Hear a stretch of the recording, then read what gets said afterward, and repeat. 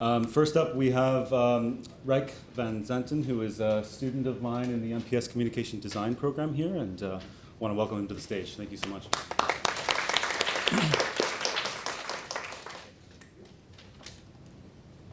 Hi, thank you so much for having me. Thank you, Brandon.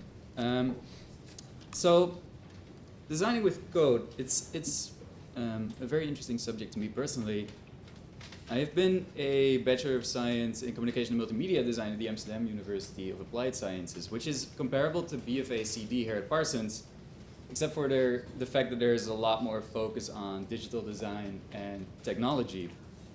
So, at CMD in Amsterdam, it is a design program focused on the digital interactive products and services, where we realize these digital interactive solutions for problems, right? The way that is set up in terms of the roles in the field that we got is like this. So where I would say that BFA CB right now is mostly in the left two sections. In Amsterdam, there's a third one, front-end development, which is as big of a part of it as the other two. And they also have this idea that research is like part of everything at all times. And what they allow students to do is in the very first year, you're actually taking classes in all of these roles. And then after that, you either have the choice to specialize in one of them or not, really. You can keep doing on everything or choose 2 out of 3 or focus on one if that really catches your attention. And the way that looks like is a little bit like this. So you can have 2 out of the 3 roles, which they call an all-round craftsman. Or you can really focus into one of them, which they call a specialist, or you can have a little bit of everything, which makes you a digital octopus. And the nice thing about this setup is that it kind of fits with the different roles you can get in the actual industry.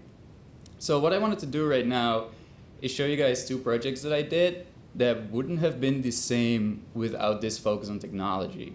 It's either they couldn't have happened, or it just made it like so much nicer, if I do say so myself. So this might be the most Amsterdam picture I could get with the canals and everything. So the very first project I wanted to show you guys is a project I did for the Amsterdam Public Library. And the brief we got at the beginning of the project was basically get people to explore the collection of stuff we got, which is not a whole lot to go by, but that's also the fun part of these kind of projects. So what we came up with eventually is this app for kids that they can build their own search engine. And we really made this as engine-like as possible. So you would drag together a couple of engine sections and you would run your little machine and you would build your own search engine. And where technology came into this is the fact that we were able to create this interactive prototype that would track usage. So what we could do is test out this little app with, I think we had in total like 150 kids, because we were lucky enough that the public library had these workshops where they would give this app to everyone, and we could just like pull in all the data. And eventually they even like published the app on their website and made it into a thing for a little bit, which is super fun. If you see your school project go through that last section of becoming reals, that feeling is just insane. And the second project I wanted to show you guys is the brief raise awareness for a nonprofit of your choice. And I ran into this nonprofit that was doing this like competition. It's again for kids, but that's more of a coincidence. This competition where kids could draw their own little figures and little animals, and that fitted with the branding with this of this nonprofit, as you can see in the bottom part. But they had a really real problem with this. It's like, what if it rains? And I don't know how much you guys know about the Netherlands, but it rains like basically always, right? It's a very wet country. So what we came up with together is how can we make like a digital equivalent of this, right?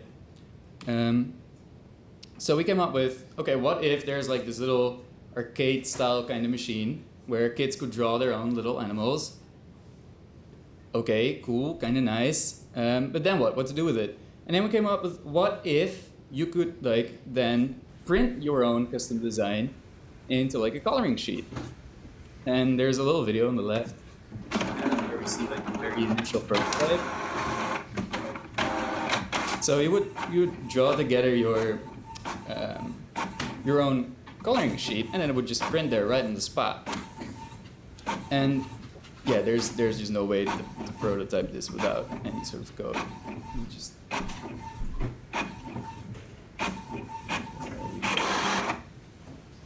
So what we were able to do at the end of this project is take this concept and use it. So on a rainy day at a local fair, we actually tried it out and got everything set up, and I was standing at the back of the table trying to keep the thing alive while kids were making their own coloring sheets. And we can see on the photo on the right a couple of examples of what people made.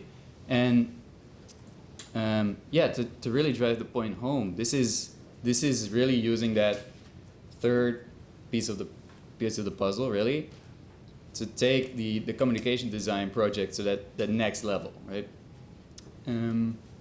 So I hope I've been able to show you what you can do, basically, by adding in that extra bit at the end to really drive your projects, especially school projects, to a level that's otherwise just ends on the portfolio as some images.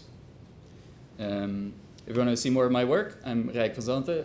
Just reach out, I'll be here the rest of the day, or look me up on any of the social media. Thanks.